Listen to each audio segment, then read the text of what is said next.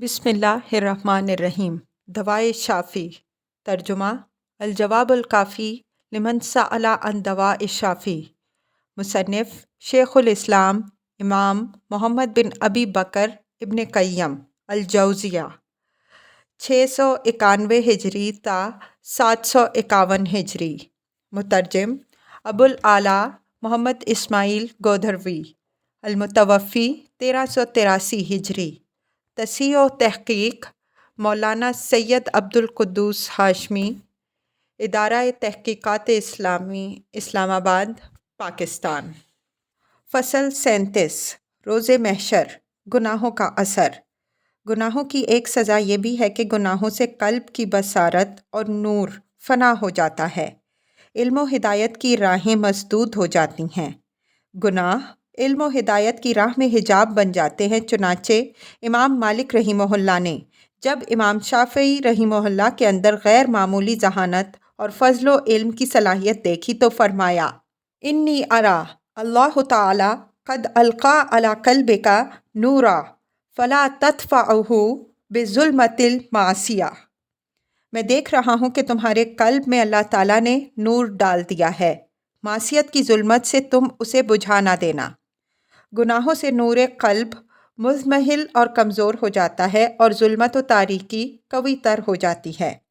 مسلسل گناہوں کا سلسلہ جاری رہے تو دل اندھیری رات کی طرح تاریک ہو جاتا ہے اور اندھے کی طرح اندھیری رات میں بھٹکتا پھرتا ہے۔ اللہ اللہ، کجا یہ تقویٰ و پرہیزگاری کی عافیت و سلامتی، اور کجا یہ مشقتوں کی گراں باریاں۔ اور پھر گناہوں کی سیاہی قلب سے جسم اور اعضاء کی طرف آتی ہے، اور جس قدر معاصی ہوتے ہیں اسی قدر منہ اور چہرے کو سیاہ اور بے نور کر دیتے ہیں۔ پھر جب اللہ انسان کو ختم کرتا ہے، جب انسان مر کر عالم برزخ پہنچتا ہے تو اس کی قبر تاریک ہوتی ہے، جیسا کہ رسول اللہ صلی اللہ علیہ وسلم کا ارشاد ہے: ان ھذہ القبور مملئۃ علی اہلھا ظلمۃ وان اللہ ینورھا بصلاۃ علیہم۔ صحیح مسلم۔ گناہ گاروں کے لیے یہ قبریں ظلمت سے پر ہو جاتی ہیں، میری صلاۃ اور دعا سے اللہ تعالیٰ ان کو منور کر دیتا ہے۔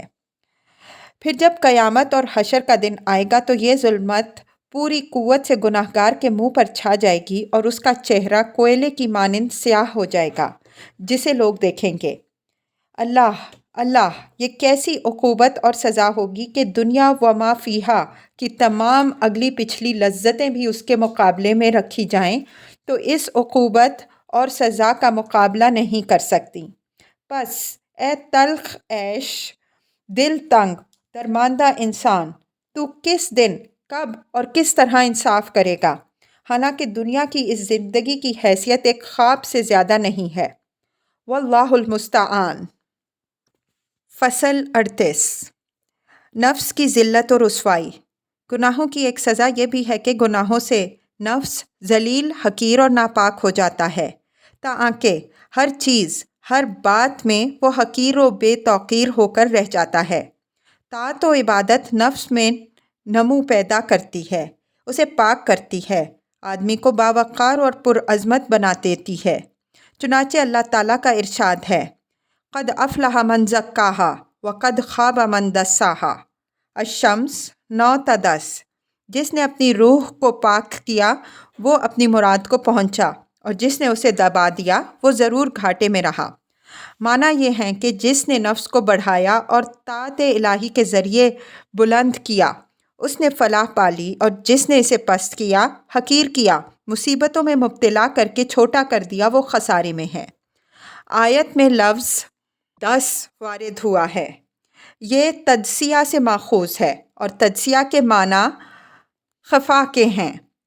اس معنی میں اللہ تعالیٰ کا یہ ارشاد ہے: یدسہ فی التراب۔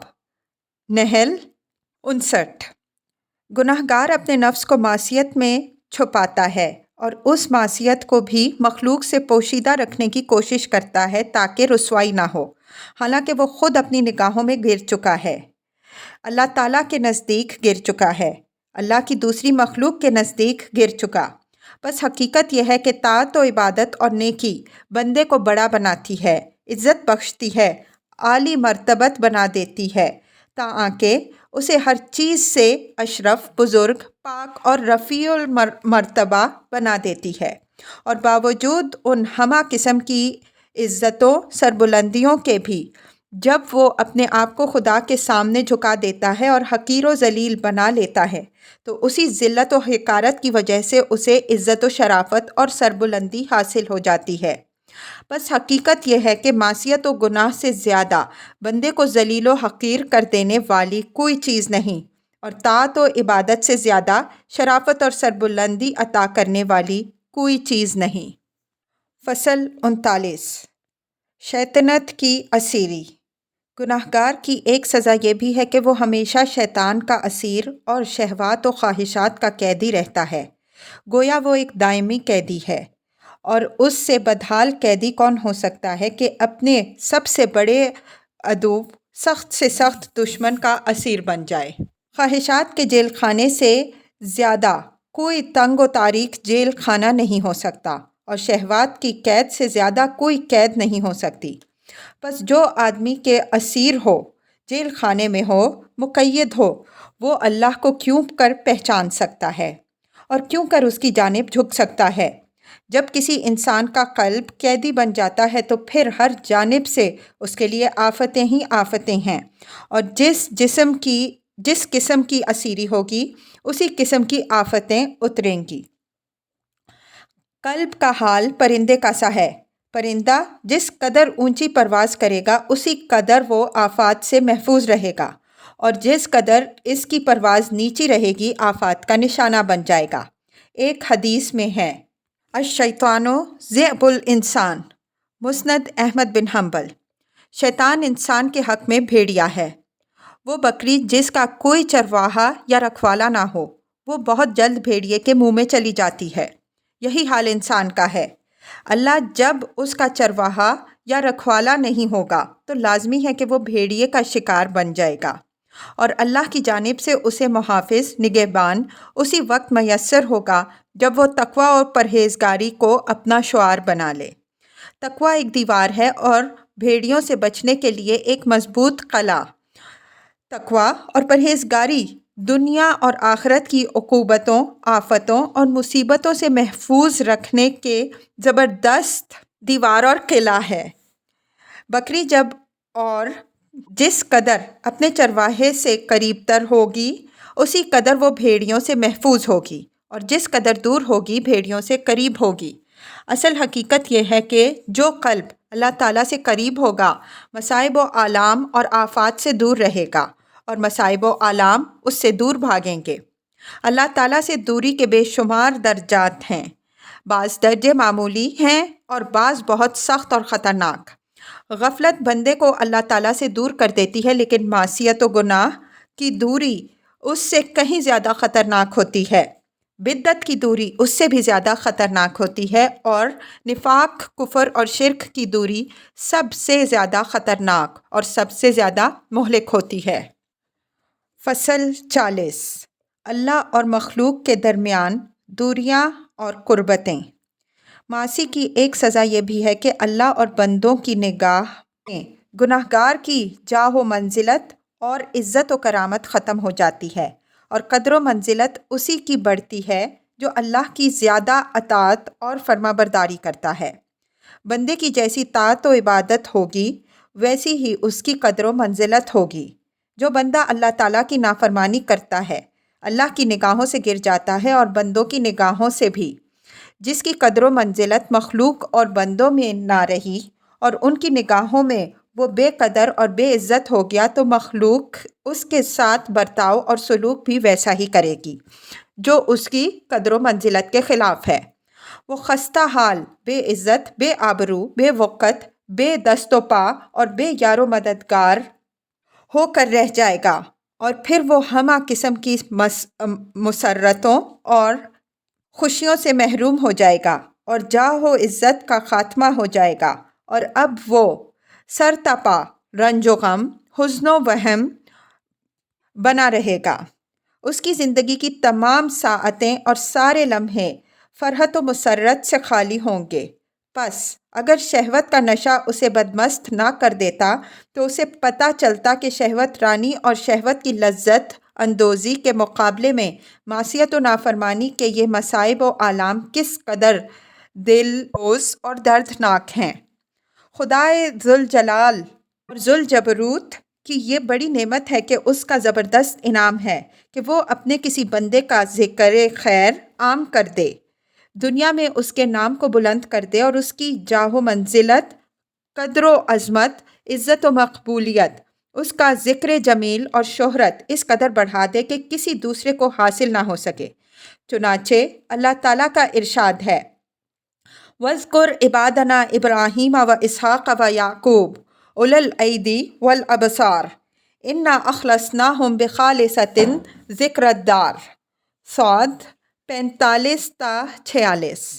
اور اے پیغمبر، ہمارے بندوں ابراہیم اور اسحاق اور یعقوب کو یاد کرو، وہ اپنے ہاتھوں اور آنکھوں والے تھے، ہم نے انہیں خاص یاد آخرت کے لیے منتخب فرمایا تھا۔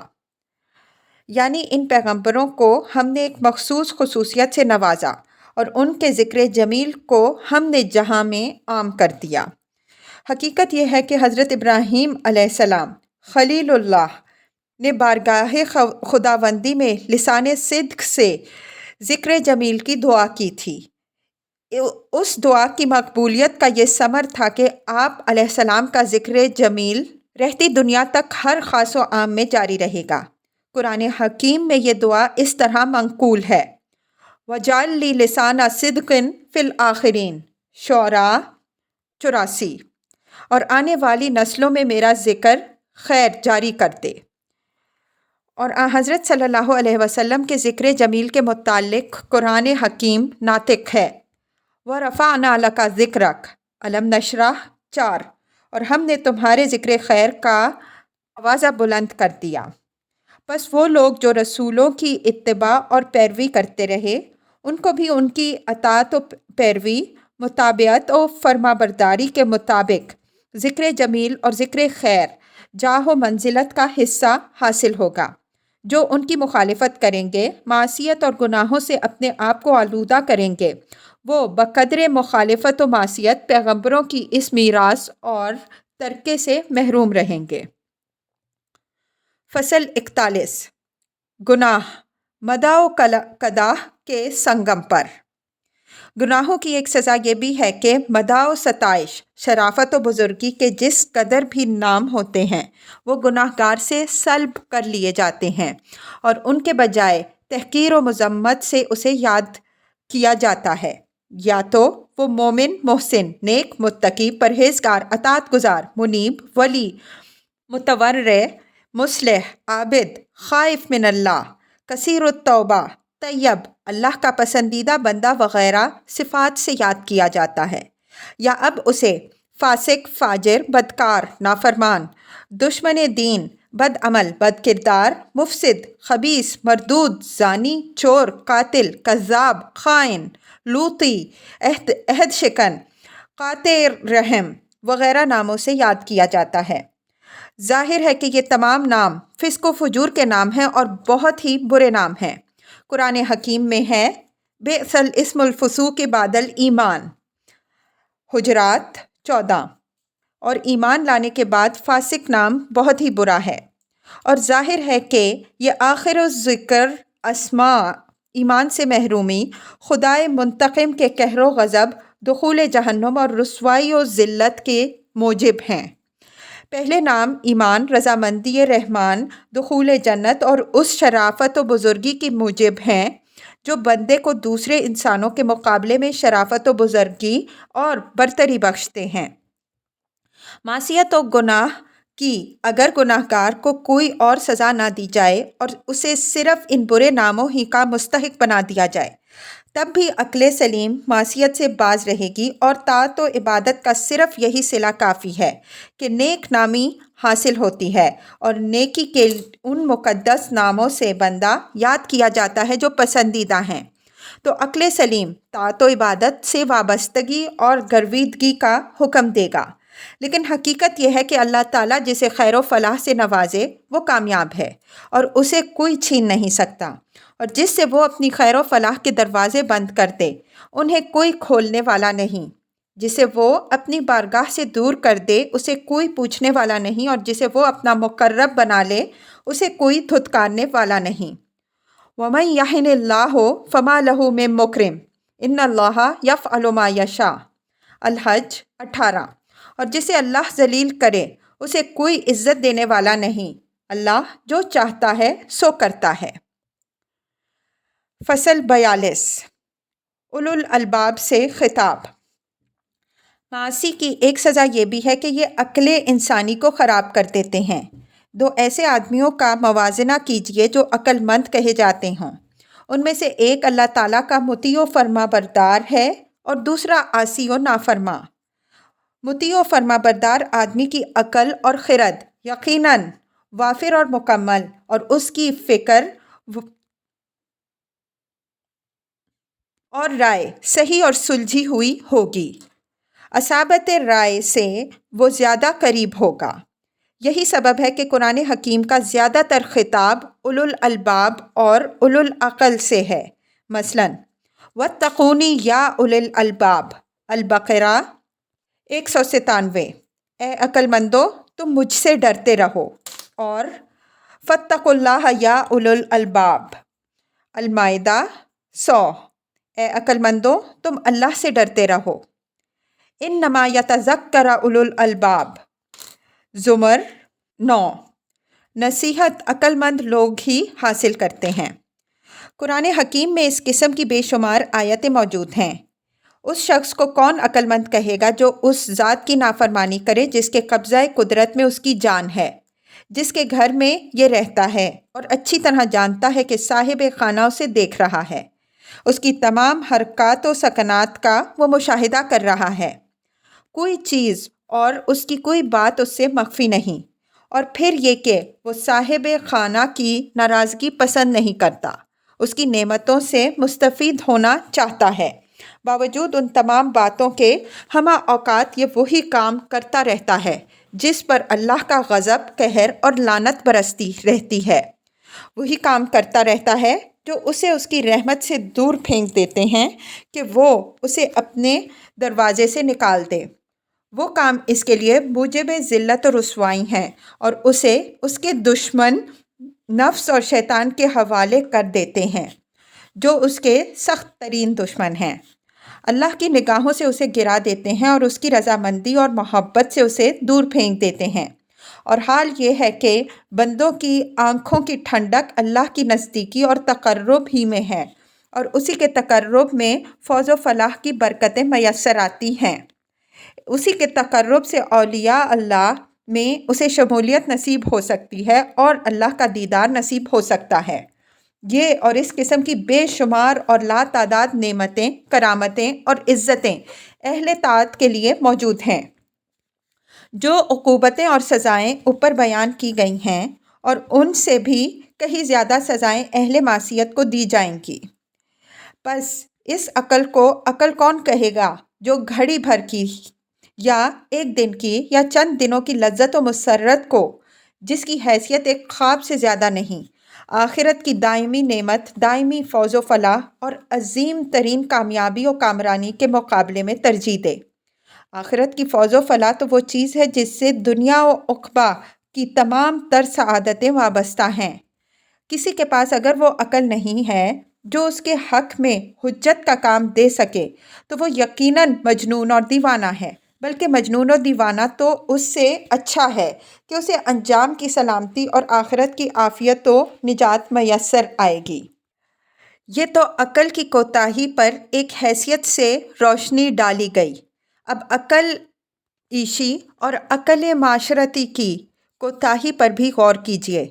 اگر مذکورہ نقصانات میں عقل عیشی کے نقصانات کا اشتراک نہ بھی سمجھا جائے تو ایک موٹی سی عقل عیشی کی کوتاہی و خرابی کی جانچ کی یہ ہے کہ ہم ایسے دو آدمیوں کو سامنے رکھیں جن میں سے ایک ہمارا مطیع و فرما بردار ہے اور دوسرا نافرمان و سرکش۔ صاف واضح ہو جائے گا کہ دونوں میں سے کون عقل مند ہے۔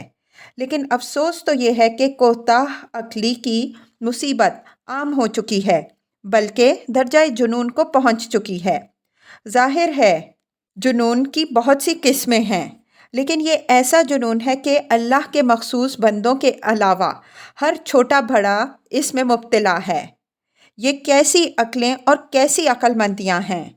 اگر عقلیں صحیح ہوتیں تو یہ بات نہایت آسانی سے سمجھ لیتیں کہ حقیقی لذت و فرحت، حقیقی سرور و خوشگوار عیش و زندگی تو وہی ہے جس میں منعم حقیقی کی رضامندیاں موجود ہوں، کیونکہ ہمہ قسم کی نعمتیں اسی کی رضامندی اور ہمہ قسم کے مصائب و آلام اس کی خفگی اور ناراضگی ہی سے وابستہ ہیں۔ واقعہ یہ ہے کہ آنکھوں کی ٹھنڈک، تسکین قلب، سرور نفس، حیات قلب، لذت روح، لذت آگیں عیش، خوشگوار زندگی تو وہی ہے جس میں منعم حقیقی کی رضامندیاں شامل ہوں۔ جو قیمتی اور انمول نعمتیں اسے منعم حقیقی کے رضامندی سے حاصل ہوں گی، وہ اس قدر بیش بہا ہوں گی کہ اگر اس کا شمع برابر بھی دنیا و ما فیہا کی نعمتوں کے مقابلے میں رکھا جائے تو دنیا کی نعمتیں اس کے مقابلے میں ہیچ ہوں گی۔ کسی انسان کو اس نعمت میں سے ادنا سے ادنا، معمولی سے معمولی حصہ بھی مل جائے تو وہ دنیا و ما فیہا کو بھی اس کے عوض میں منظور نہیں کر سکتا، کیونکہ یہ معمولی سا حصہ اس قدر قیمتی ہوگا کہ دنیا کی بڑی سے بڑی نعمت سے بھی زیادہ ہوگا۔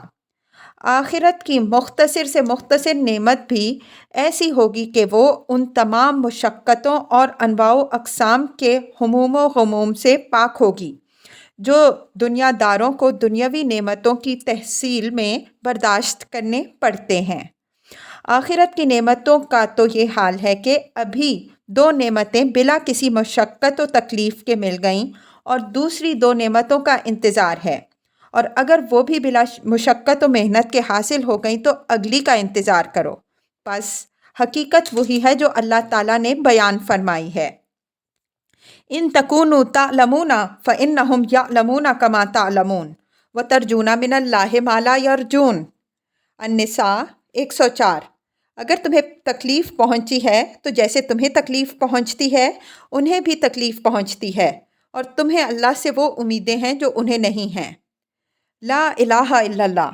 وہ آدمی کس قدر کوتاہ عقل اور کم سمجھ کہا جائے گا جو موتی کو مینگنی کے عوض اور مشک کو گوبر کے عوض فروخت کر ڈالتا ہے۔